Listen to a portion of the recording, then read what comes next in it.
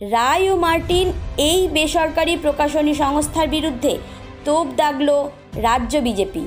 দেওয়া হলো মামলার হুমকি। অভিযোগ, তারা বিকৃত ইতিহাস তাদের বইয়ে প্রকাশ করেছে।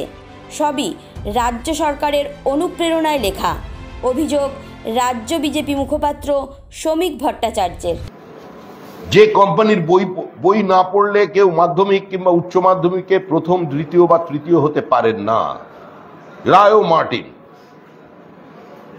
বিদ্যাসাগরের পরেই যদি প্রতিভাধর কোনো সংস্থা জন্মে থাকে, বর্ণ পরিচয়ের কাছাকাছি প্রায় মর্যাদা চলে গেছে বিজ্ঞাপনের কারণে। ইনি লিখছেন অষ্টম শ্রেণীর ইতিহাস বই। দেখুন, এই বইতে যেটা লেখা আছে, এখানে পাতাও বার করে দিচ্ছি, পড়বার সুবিধার জন্য আমি পড়ছি।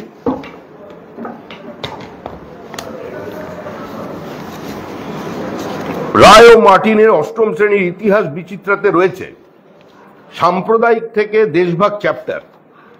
একটা সাম্প্রদায়িকতা থেকে দেশভাগ চ্যাপ্টার অষ্টম শ্রেণীতেই সবাই বুঝে যাবে ইতিহাস।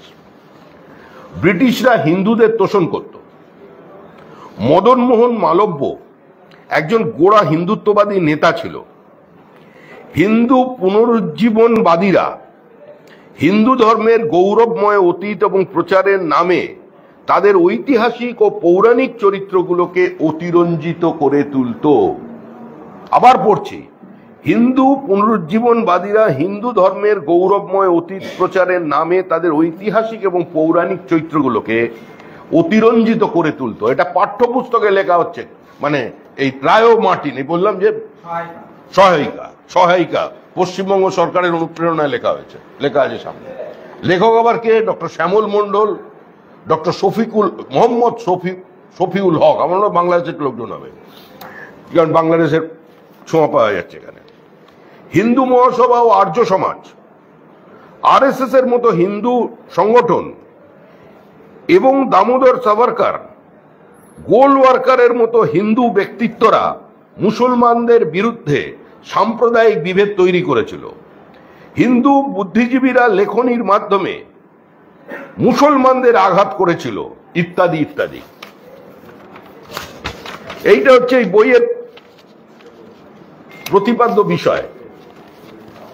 ক্লাস 8-এ যদি এই বই পড়ানো হয় এবং পশ্চিমবঙ্গ সরকারের যে সিলেবাস আছে সেই সিলেবাসের অনুমোদিত বলে প্রথম পাতায় লেখা হয়েছে, মধ্যশিক্ষা পর্ষদ প্রবর্তিত নতুন সিলেবাস এবং প্রশ্নপত্রের নতুন কাঠামো ও নম্বর বিভাজন অনুসারে লেখা এই রায় ও মার্টিনের ইতিহাস বিচিত্রা আমার সংস্থা কয়েকদিনের মধ্যেই, হয়তো আগামীকাল কিংবা বুধবারের মধ্যে আমরা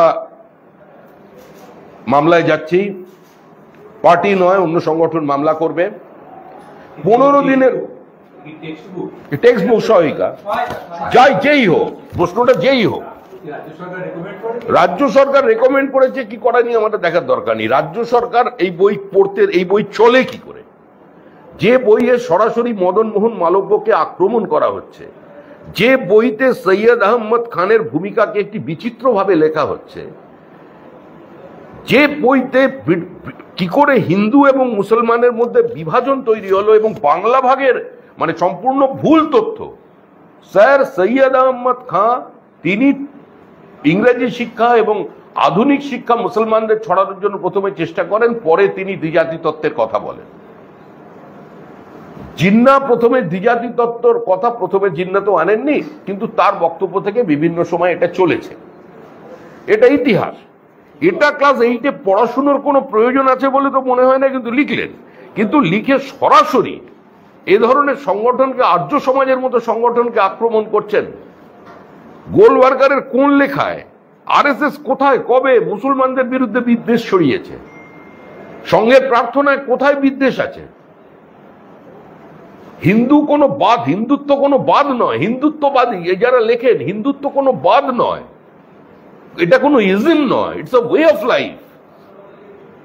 এটা তো এর যে সুপ্রিম কোর্টের ব্যাখ্যা, এটা তো মহামান্য সুপ্রিম কোর্টও যেভাবে ব্যাখ্যা করেছেন এবং সেটা গ্রহণযোগ্য ব্যাখ্যা, এবং আমরা যারা এই মতাদর্শে বিশ্বাস করি, আমরা যারা এই দীর্ঘদিনের সনাতনী বহমানতায় বিশ্বাস করি, তো এখানে তো বহুত্ববাদ তো এই সমাজের মধ্যে আছে।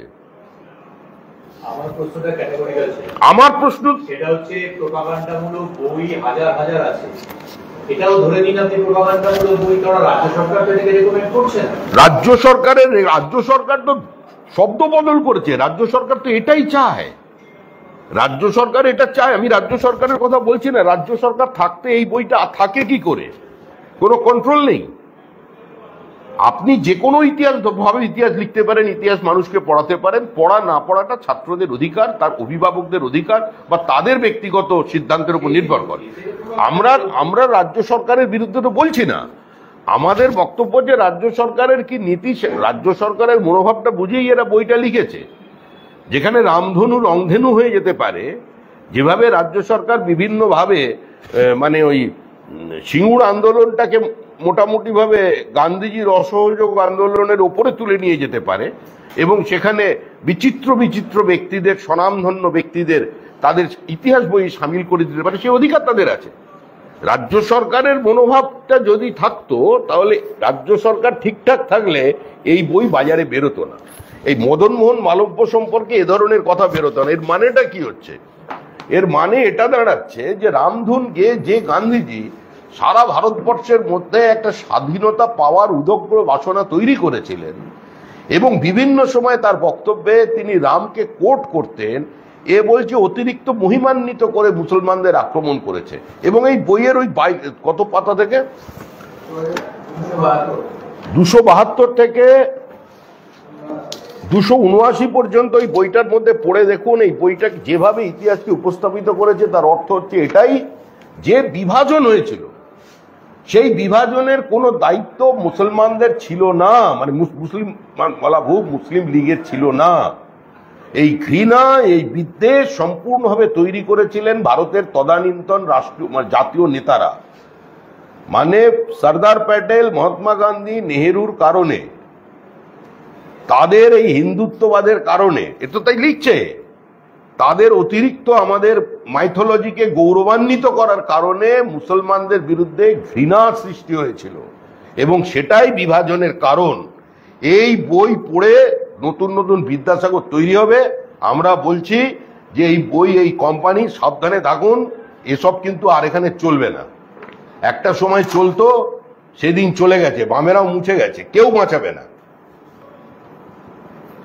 এখন মানুষ যদি আবেগতাড়িত হয়ে যায়, এখন প্রবল প্রতিরোধ চারিদিকে চলছে। বাঙালি আবার জেগে উঠেছে, হিন্দু বাঙালির ঘুম ভেঙেছে।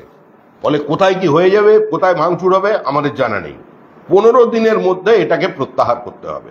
আমরা দলের পক্ষ থেকে এটা বলছি যে যাদের সম্পর্কে বলেছেন তারা আইনানুগ যা ব্যবস্থা নেবেন।